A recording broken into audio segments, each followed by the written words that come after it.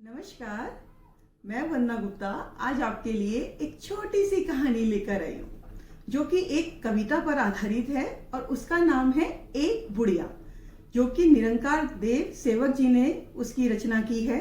लेकिन आज मैं इस कविता को एक कहानी के रूप में और एक लोक कला के रूप में आपके सामने प्रस्तुत करूंगी। वो लोक कला क्या है? वो लोक कला है ये इस तरीके का वर्ली आर्ट। तो हमारी ये जो लोक कला है ये महाराष्ट्र से संबंधित है और इसमें पूरा एक परिदृश्य दिखाया गया है। लेकिन मैं इस कहानी को जो प्रस्तुत कर रही हूँ आपके सामने, उसको मैं स्ट्रिप रोल के माध्यम से आपको सुनाऊंगी और वो स्ट्रिप रोल आपको साथ साथ दिखाऊंगी। तो हम उसको देखते हैं। देखिए, ये एक स्ट्रिप रोल है। मैंने ये स्ट्रिप रोल इस तरीके से बनाया और अब हम इसके ऊपर जो कहानी है वो इसको चलाएंगे। ये पूरी वर्ली आर्ट के ऊपर एक स्ट्रिप रोल बना हुआ है और हम इस स्ट्रिप रोल में क्या है कि बुढ़िया क्या था कि बुढ़िया का कोई नाम नहीं था, ठीक है, लेकिन अब उसको कुछ काम भी नहीं था। तो इस कहानी को सुनाने के लिए आप सब तैयार है ना? तो मैं उस कहानी को शुरू करती हूँ। तो आओ सुनाए एक कहानी जिसमें ना है राजा ना है कोई रानी। ना है राजा ना है रानी, तो कैसी है ये कहानी? यह है एक बुढ़िया की कहानी जो अब मैं सुनाऊंगी अपनी जुबानी। एक समय की है बात। एक बुढ़िया कई वर्षों से एक गांव में रहती थी आई। उसको प्यार से आदर से सब लोग कहते थे ताई। कोई उसको अम्मा कहता, कोई कहता दादी, किसी की वो लगती नानी, किसी की वो काकी।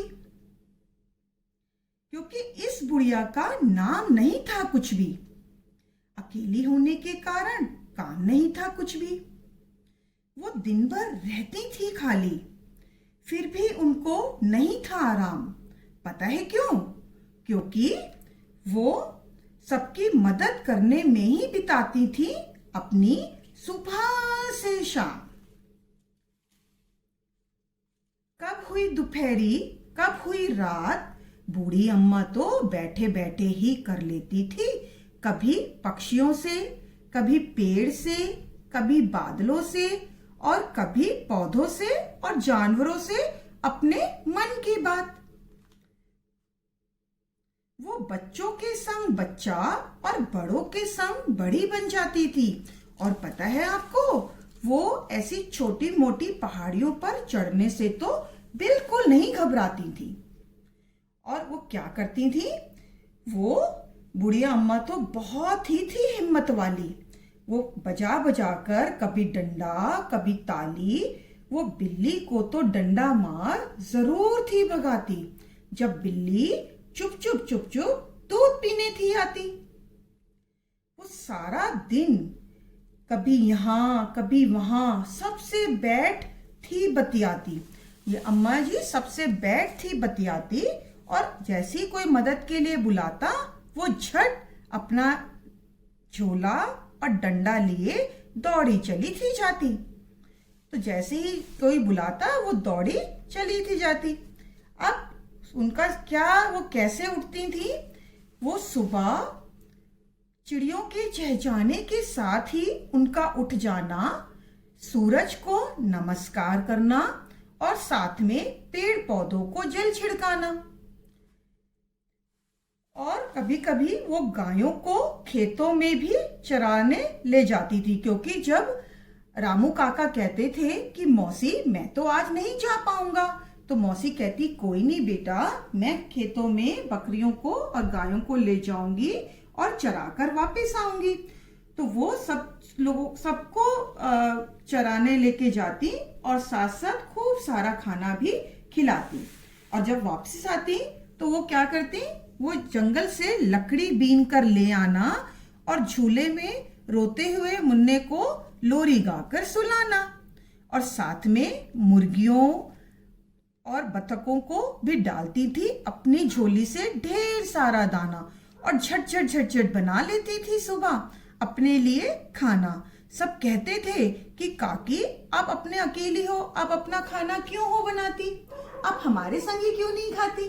तो काकी कहती कि भाई मैं तुम सबके साथ मैं थोड़ा बहुत तो खाना बनाऊंगी और तुम्हारे साथ बैठकर मिल बांट कर खाऊंगी। तो देखा आपने काकी कितनी थी मिलनसार, सबसे करती थी वो ढेर सारा प्यार। तो आगे कैसे उनकी और क्या करती थी पूरा दिन भर, वो राधा संग बैठ गेहूं थी पिसवाती। राधा चक्की चलाती और काकी थोड़ा थोड़ा दाना उसमें डालती जाती। इसी से राधा का खूब अच्छा फ्रेश आटा आता और राधा खूब अच्छी स्वादिष्ट रोटियां पकाती। और काकी और क्या करती, काकी धान कुटवाने में भी चीना की मदद करवाती, क्योंकि जब उनका बेटा रोता तो वो कहती कि अरे बहू तुम अपने बेटे को लो संभाल, मैं कर दूंगी झटझट कमाल। मैं पीस के जाऊंगी और कल सुबह आकर इसकी बनी सब्जियां जो तुम बनाओगी इन मसालों की, उसकी सब्जियां तुम्हारे साथ बैठकर खाऊंगी। तो देखा काकी कितनी मदद कर रही है सबकी, साथ साथ काम करती जा रही हैं और अपना दिन भी अलग अलग तरीके से बिता रही हैं। और काकी क्या करती, वो मीरा को देखती कि मीरा जब कुएं पर पानी भरने है आती और 2 घड़े एक साथ नहीं उठा पाती, तो वो मीरा का 2 घड़े उठाने में देती थी उसका साथ। और जो कुएं पर बहुत सारी औरतें आती थी उनके साथ बैठकर करती थी पूरे दिन भर की बात। हर किसी से उनका हालचाल पूछती जाती और अपनी कुछ भी उनकी जरूरत होती उनकी मदद करती आती।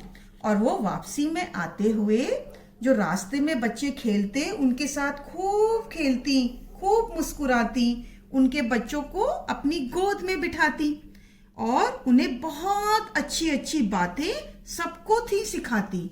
तो वो क्या क्या बातें थी सिखाती, वो कहती हर पल सबसे मिलकर रहना, नहीं किसी से झूठ तुम कहना, अपने बड़ों का कहना मानो, हरदम आगे बढ़ना जानो, पढ़ लिख कर तुम बनो होशियार और करो अपने भारत देश से खूब सारा प्यार। तो देखा वो बच्चों को कितनी सारी बातें बहुत अच्छी अच्छी सिखाती और ऐसी ही हो जाती थी अम्मा की सुबह से शाम। और फिर वो क्या करती थी, वो अपने आंगन में, जो उनका घर का आंगन था, उस आंगन में थोड़ी देर के लिए दोपहरी में कर लेती थी आराम। और उनको पता है और क्या क्या चीज पसंद थी, उन्हें सबके साथ नाचना गाना, ढोल ढपली बजाना, इन सब में आता था खूब आनंद। और उन्हें भाता था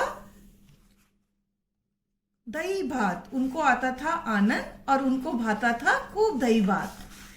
और वो क्या करती थी, वो साथ में उनको बारिश में खेलने में भी उनको बहुत मजा आता था कि जब बारिश होती थी तो वो जमकर मजा उठाती, खूब मजा उठाती और बहुत सारे बीज खेतों में बो आती। तो क्योंकि उन्हें हरी सब्जियां भी खूब थी खाती और तभी तो उनकी हड्डियां इतनी मजबूत हो पाती, तभी तो वो सारे में दौड़ती लगाती। तो अम्मा क्या करती, जब फसल पक जाती तो वो झट थैला उठा लाती और सारे उसकी फसल काट कर सारे गांव में बांट आती। इस तरीके से देखा उन्होंने क्या करा, उन्होंने अपना गांव को ही अपना परिवार था माना, क्योंकि यही था उनका एकमात्र ठिकाना। वो सबके साथ ही मिलकर रहती और खूब मस्ती करती।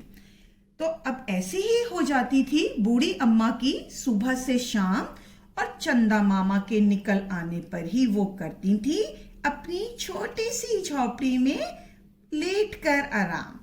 तो देखा बच्चों यहाँ पर कि कैसे अम्मा ने अपनी पूरा, जब उनके पास कुछ काम नहीं था, उनका नाम भी नहीं था, तो वो अपना दिन कैसे बिताती, वो अपने हर काम कैसे कर जाती, सबकी मदद कर पाती। तो आप अगर उनका नाम नहीं था तो हमने उनको कैसे पहचाना, हमने तो उनको इस तरीके से कैसे हम बुलाएंगे, मैं तो उनको सुपर दादी कहकर बुलाऊंगी। तो आप भी उनका कुछ एक अच्छा सा नाम सोचो और हमें बताओ और इस कहानी का बहुत जमकर आनंद उठाओ। तो हमारी देखो सुपर दादी आराम से हैं खड़ी और आपके प्यारे प्यारे कमेंट्स का इंतजार कर रही कि मैं आपको सुपर दादी लग रही हूं ना। तो कैसी लगी बच्चों कहानी, आप सब मुझे जरूर बताना। बहुत बहुत धन्यवाद।